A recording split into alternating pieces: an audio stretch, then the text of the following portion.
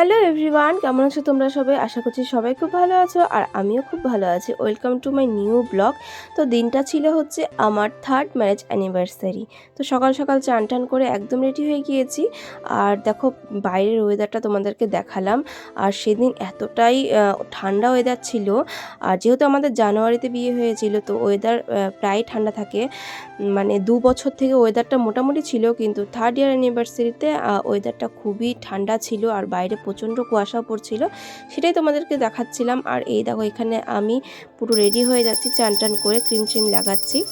আর এরপর দেখো আমি ঠাকুর একটু পুজো দিয়ে নিলাম। আমি ছোট্ট করে এখানে একটা ঠাকুরের সেট আপ করেছি। ঠাকুর না থাকলে ঘরে খুব ভালোই লাগে না একদম। সেই জন্য আমি ঠাকুরের জন্য একটা ছোট্ট জায়গা করেছি, যেহেতু আমি রেন্টেড হাউসে থাকি তাই জন্য। সেই জন্য আমি আলাদা করে আর ঠাকুর বসাইনি। আর যেহেতু এখানে জলের আলাদা কোনো ব্যবস্থা নেই, সেই জন্য আমি এভাবেই ধূপ দ্বীপ দেখাই ঠাকুরকে শুধু। আর সেভাবে সেবা করি না ঠাকুরের, কিন্তু এভাবেই আমি ঠাকুরকে রেখেছি আমার সাধ্যমতো। যখন নিজের বাড়ি হবে তখন খুব ভালো করে ঠাকুরকে বসাবো, ইচ্ছা সেটাই আমার মনের ইচ্ছা আছে।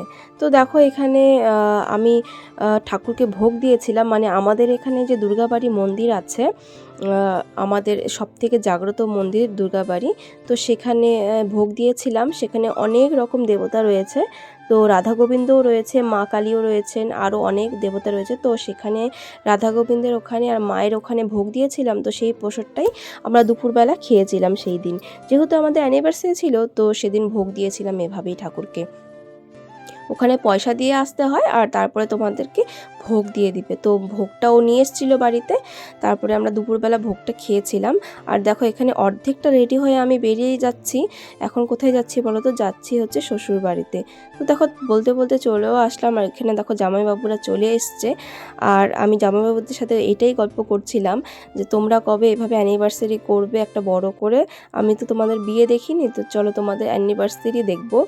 সেদিন তোমাদের বিয়ের মতো করে অ্যানিভার্সারি হবে। তো সেটাই গল্প করছিলাম আর জামাইবাবু লজ্জা পাচ্ছিল।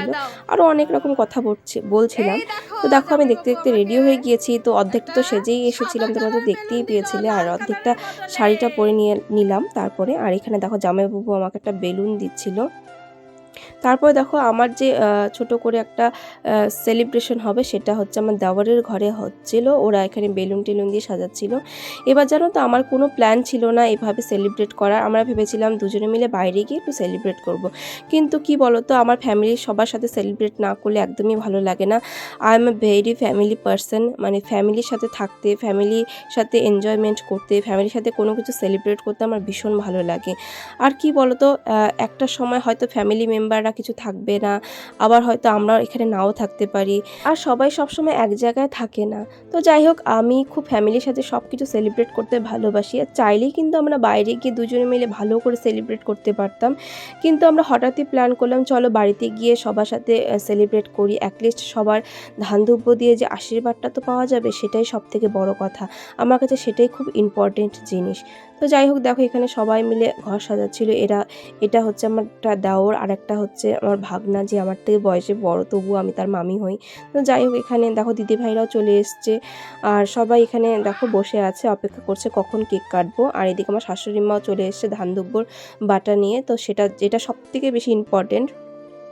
আর মা এখানে এসে বলছিল যে কেন কালো বেলুন দিয়ে সাজিয়েছে, কারণ মা একদম কালো বেলুন, কালো জিনিস একদমই পছন্দ করেন না আমার শাশুড়ি মা। তো যাই হোক, ওনাকে অনেক মানানো হলো। তারপরে এখানে কেকটাকে দেখো বার করছে আমার একটা ভাগ্নি। তো এখানে দেখো কেকটাকে কত সুন্দর করে সাজিয়ে রেখেছে ও। আর আমি এখানে কিছু পোজ দিয়ে ছবি টবি তুলছিলাম আর কি।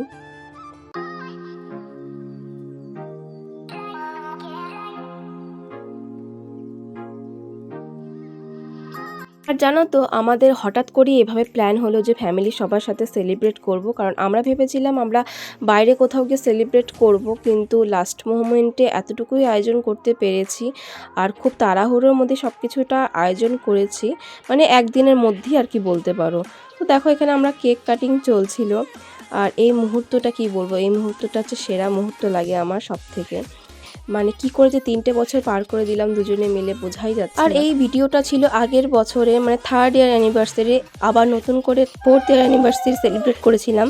সেই ভিডিওটা তোমাদের সাথে শেয়ার করব কিছুদিন পর। আর আমার গলাটা একটু ধরে আছে, প্লিজ তোমরা ইগনোর করো, আমার ভয়েস ওভার দিতেও ভীষণ প্রবলেম হচ্ছে।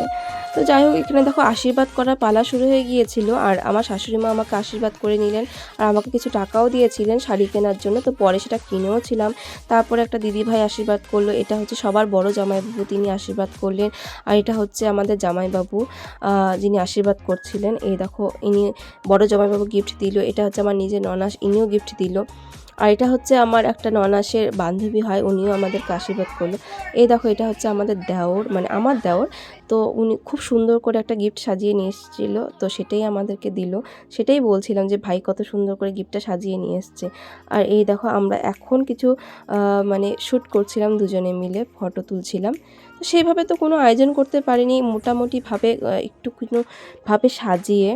তো এভাবেই সেদিনটা আমরা সেলিব্রেট করেছিলাম। আর ফ্যামিলির সাথে সেলিব্রেট করলে, পরিবারের সবাই যদি থাকে তাহলে আনন্দটা আরও বেড়ে যায়, তাই না? আমার তো তাই মনে হয়। আর পরিবারের সবার সাথে আনন্দগুলো ভাগ করে নিলে আমার মনে হয় আরও বেড়ে যায়। তো তোমাদের কার কার আমার সাথে একই মত কমেন্ট করে জানিও। তো যাই হোক, এখানে কেক কাটিং শেষ হয়ে গিয়েছিল, তারপরে সবাই মিলে কেক আর মিষ্টি আনা হয়েছিল, তো সবাই মিলে সেটা খাচ্ছিল। আর এখানে সব জামাইবাবুরা বসে কেক মিষ্টি খাচ্ছিল। এই দেখো সবাই এখানে বসে আছে। তো এরপরই দেখো এখানে সবাই দিদিরা চলে যাচ্ছিল আর খাবার নিয়ে, যেহেতু আমার হাজব্যান্ড সবার জন্য খাবার এনেছিল রেডিমেড, মানে সেভাবে কিছু আয়োজন করতে পারিনি, জন্য সবাইকে এভাবে পার্সেল করে দিয়ে দেওয়া হচ্ছিল। আর কি বলবো, তো দেখো এখানে দিদিভাইরাও নিজেদের খাবারটা নিয়ে চলে গেল। খুবই খারাপ লাগছিল এভাবে করাতে, কারণ একদিনের মধ্যে সব কিছু আয়োজন করতে পেরেছিলাম, তো সেভাবে কিছুটা করতে পারিনি। তো এইভাবেই করতে হলো, আর তাড়াহুড়োর মধ্যে কি করব। দেখো এখানে সবাই চলে যাচ্ছে এখন। কিছুক্ষণের জন্য সবাই মিলে একসাথে হয়েছিলাম, কতই না মজা হলো। আর এখন সবাই যে যার বাড়িতে চলে যাচ্ছে। তারপর দেখো এখানেই আমার অনুষ্ঠান শেষ হয়ে গিয়েছিল সেদিনের মতো। এরপরে আমরা ডিনার করে বাড়িতে চলে গিয়েছিলাম। তো 4th ইয়ার অ্যানিভার্সারিটা খুব ভালো করে সেলিব্রেশন করেছি, এবার তোমাদের সাথে পরে শেয়ার করব। তো চলো, ভিডিওটা সেদিনের মতো এই পর্যন্তই ছিল। দেখা হচ্ছে নেক্সট কোনো ভালো ভিডিওতে। ততক্ষণ সবাই খুব ভালো থেকো, সবাইকে ভালো রেখো, সবাইকে গুড নাইট, টাটা।